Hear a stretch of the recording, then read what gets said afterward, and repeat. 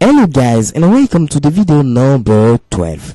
Alors aujourd'hui ce que nous allons voir, c'est quelque chose d'assez intéressant, d'assez plaisant, c'est les identifiants et les classes.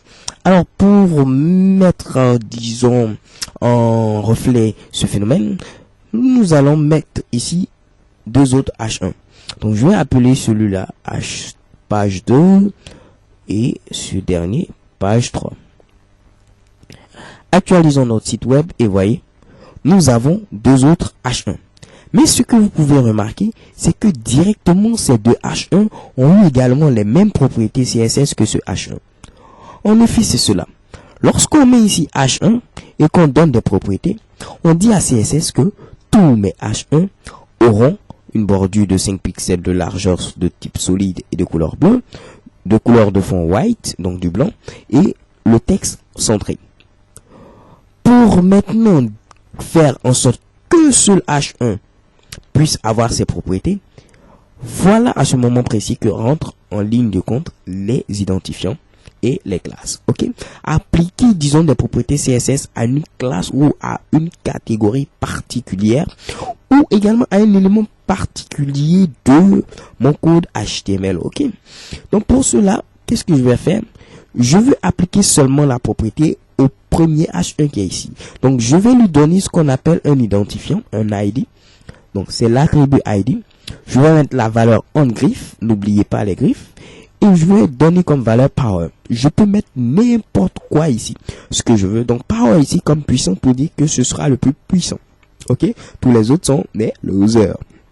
Alors ici, pour dire que je veux que seulement ce H1 qui a, disons, l'identifiant power puisse avoir ses propriétés, il suffit d'ajouter dièse suivi de la valeur qu'on a donnée à l'attribut ID. Donc la valeur que j'ai donnée à l'attribut ID c'est power et j'ai précédé ceci de dièse. On peut même enlever le H1 qui est à la fin puisqu'il identifie de manière unique le H1. J'actualise et shkebam, vous voyez, seul ce premier H1 a, disons, les propriétés définies ici. Ok? Chose suivante que nous allons faire, c'est appliquer aussi deux propriétés CSS à page 2 et page 3, donc les deux autres H1. Pour cela, vu qu'on ne peut pas donner le même identifiant à ces deux-là, étant donné que l'identifiant est unique simplement à un élément, donc nous allons mettre ces éléments dans une même classe. Donc tous les éléments d'une même classe auront le même professeur. Tous les éléments d'une même classe auront le même professeur. Alors comme classe ici, je vais les appeler loser.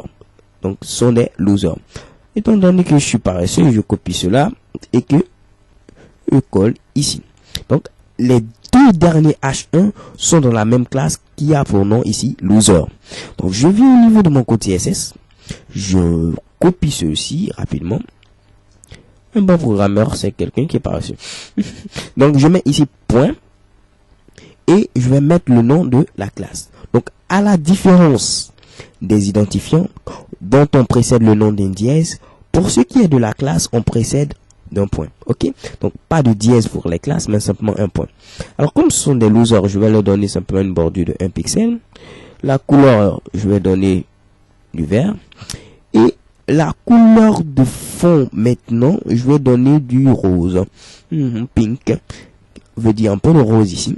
Et je crois que ça peut faire l'affaire. J'actualise. Shkebam. Vous voyez bien, j'ai bel et bien une bordure de 1 pixel de couleur verte et de couleur de fond ici pour les éléments H1, la couleur rose. Donc je vais mettre 3 pixels pour que vous voyez à merveille que le vert est passé ici. Donc j'actualise et vous voyez bien le vert. Ils ne sont pas aussi vilains que ça. Ils ne sont plus tellement des losers.